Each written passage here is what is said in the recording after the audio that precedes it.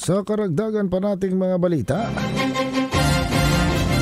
sa pagpatuloy ninyong pagsubaybay sa palatuntunang CMN Pilipinas, napapakinggan pa rin live nationwide via satellite at sa mga himpilan ng radyo ng Catholic Media Network sa iba't ibang lalawigan sa ating bansa.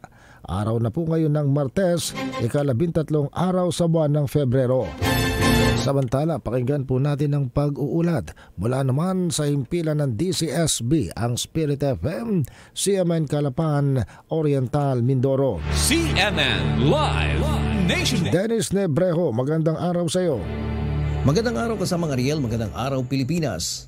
Umabot na sa 715,594 ang bilang ng mga nakapagparehistro na may edad 5 taon pataas para sa Step 2 ng PhilSys ID o 88% ng kabuoang populasyon ng Oriental Mindoro ayon sa 2020 census na 908,339.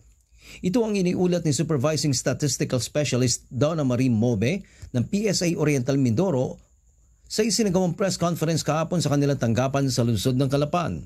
Sinabi pa ni Mobe na ang mga naihatid na e-Phil ID ayon sa datos noong Disyembre 31, 2023 ay nasa 353,291 o 49% habang 635,945 dito ayon sa datos ng PSA Oriental Mindoro noong Pebrero 10 ay natanggap na ng mga mismong residente.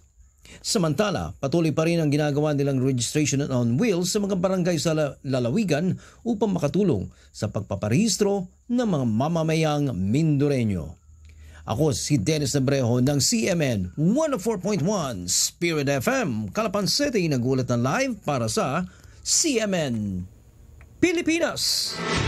CMN Live Nationwide. Maraming salamat Dennis Nebrejo mula po naman sa himpilan ng DCSB, ang Spirit FM, CMN Calapan, Oriental, Mindoro.